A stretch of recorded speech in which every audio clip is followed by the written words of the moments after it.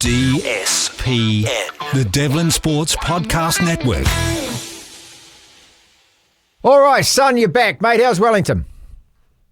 Beautiful, actually, the last couple of days. It actually hosed down a couple of days before that. But, yeah, no, it's looking really good at the moment, unless you go into the central city, which is, you know. What have they done to our city, Trent mate? City, Arizona. What have they done? What have they done to the capital city, mate? The jewel of the crown. What have they done to it?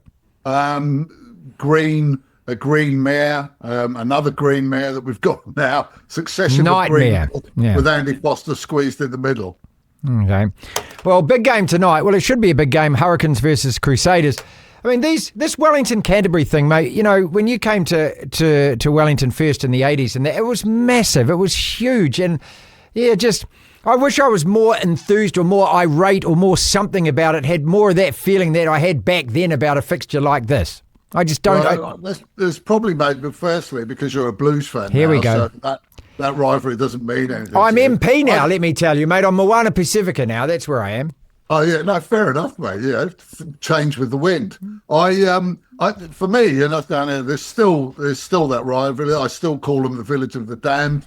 I still want to thrash the living daylights out of them every time we play them. But you're right. It has. But then rugby's changed. I mean, the first Ranfurly Shield game that I watched on television, was that Canterbury-Auckland one. 85, Yeah, in 85. And, like, what a game. Yeah, and I was at a house in Island Bay with about 20 blokes. I hadn't long been over here, and that was a real introduction to it. But all of those, the NPC games, I mean, I can't think of how many All Blacks were playing in that game. You know, probably 10, maybe more. Yeah. But now the NPC has dropped down. The Ranfurly Shield is only if the minor unions, you know, the less, you know, not the big four, win it, that there's any excitement over it. And I think the same is starting to happen with Super Rugby, despite the fact that the games have been enthralling.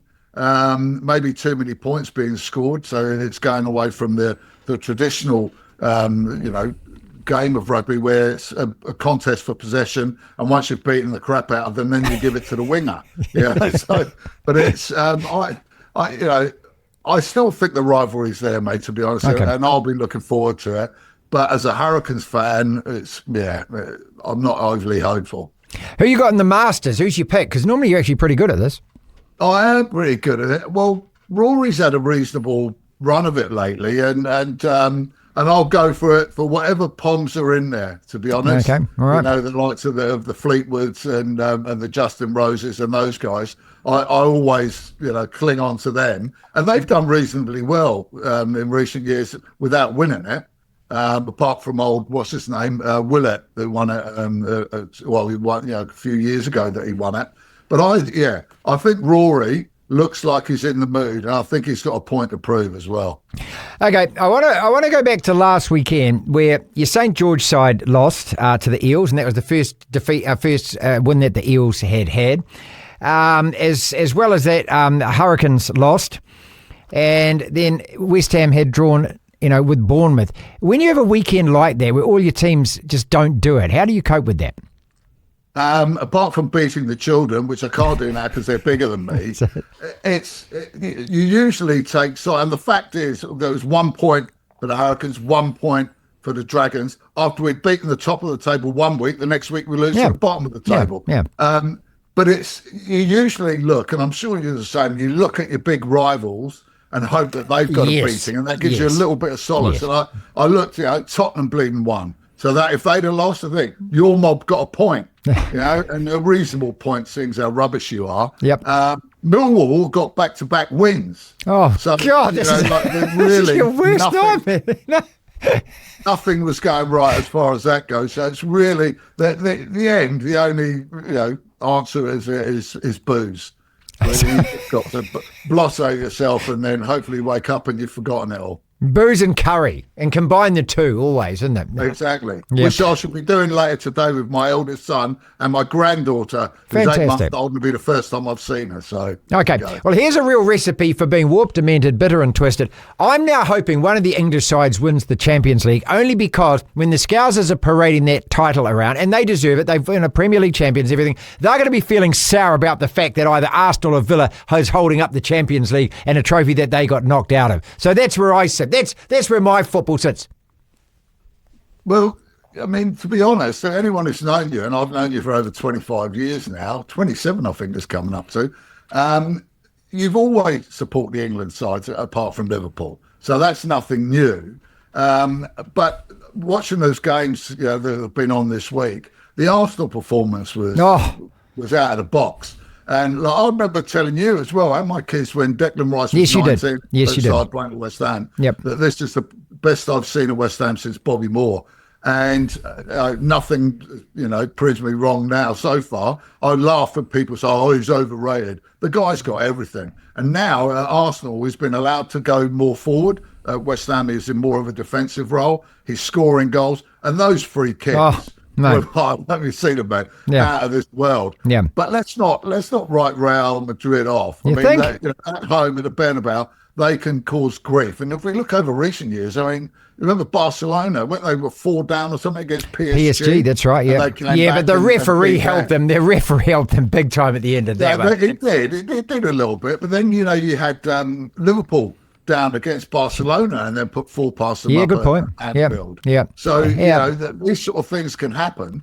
And Real Madrid of the side can do it. And Arsenal are renowned chokers. So, that could go. I feel a little bit sorry for Villa. At 2-1, they were still in it. I mean, don't forget they beat Bayern Munich at home already this season. Yep. At 2-1, I thought they were still in it. But 3-1's hard, in injury, in injury time, I think that might have just about written them off. Although, you never know. The thing I enjoyed about that was Prince William on the old punditry, before the game, because he's a big Aston Villa fan. And that, I think that makes the sort of the subjects of the Royals in England really relate and warm to a guy. Is that the football? Is excuse me, you've got some dignity to me. Stuff that. I'm going to Paris with a football. And so, why is he a Villa fan? Has he ever said that? Because he's born in London, isn't he? So why is he a Villa fan? I've absolutely no idea. Maybe like Nigel Kennedy. Yeah, because Dugdale, Andrew Dewhurst. Yes, the other Villa fans we know. All those Villa Al fans. Kane, another one. I have no idea, to be honest. It's a bit of a strange one. Yeah. Who does Harry? Is he an Arsenal's fan or something like that? I can't. Well, he's whatever Megan tells him, right? So whatever club he's supporting. Well, that's fair enough, mate. Who gives a monkeys who he supports now? He'll be supporting her kids for the rest of his life. And your mob go up to Liverpool this weekend. I've always been fascinated. So we know what it's like playing, the red half of Merseyside. What was it like going up to Goodison in the blue half? There's always a bit of irie going up there as well. What about rivalry, thing? I mean, but just amongst the fans, out of the two, I found it a more aggressive and intimidating atmosphere at Goodison than Anfield. Maybe because Everton saw us more of a challenge, and Liverpool just looked down their noses and thought, "Oh, here's another." I mean, don't forget that until I think 2015. We hadn't beaten them since 1963 at Anfield. It's a record. It's a long time between drinks. I remember watching that game with the boys and my 2 youngest, and then we went 2-0 up. And I said, if we get another one, I'm stripping off and I'm running up and down Sunnybrook in the early hours. This is on the North Shore. And I started saying, no, Dad, don't. They absolutely petrified. But Everton. There was just something about it, and maybe they're resentful because they haven't got the sort of notoriety of. Although you look mid-80s, they won the FA Cup, they won the league. They've had their moments of glory, but not the persistent one of Liverpool, and not that sort of European history as well. So I think it's maybe they're more aggressive because they're resentful. Okay, what do you reckon's got more chance happening? Let's leave it with this: that you actually get a result up at Anfield, or those that actually prepare Liam Lawson's car, give him a car to drive and a proper pit strategy this weekend in Bahrain. Wouldn't that be nice? Wouldn't that be nice? Well, we're definitely not gonna get a result. Saying that, actually, hopefully I'll do the old reverse karma. The backward one round, so that I've jinxed us the other way. The Lawson thing's fascinating because they're really coming out, and people sort of from left field coming out now, behind the scenes, giving him a bit more stick as well. And it looks as if they're all crowding around and trying to justify the decision. And I said last week, that they probably changed the setup, which I think they did for Sonoda. And that pit stop was, I mean, he was 8th or something when that happened. And ends up drifting, another 7 or 8 places down back the field. I'd love to see him just do it, just to stick it up then. Yeah. And the one thing that I've really enjoyed is the way Max Verstappen stood up for him. He liked to tweet when he was giving them stick about dropping in, and they said, "Oh, did you mean to do that?" Yes, I did. Yes, I did. Actually, I think it's been treated abysmally. Yeah, that's right. Yeah, good. All right, well, go and have a. What are you going to say if it's Ruby? I should imagine there are certain things off the menu. You're the butter chicken boy, let's stock set it. We have to tell people when we first went to England, it was a curry every day, right? I had to bring you receipts of the butter chickens that I had in Amsterdam just to make sure that I was having one every day.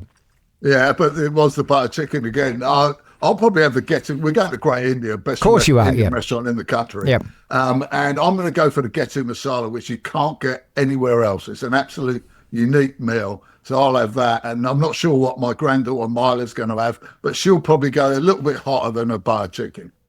DSPN.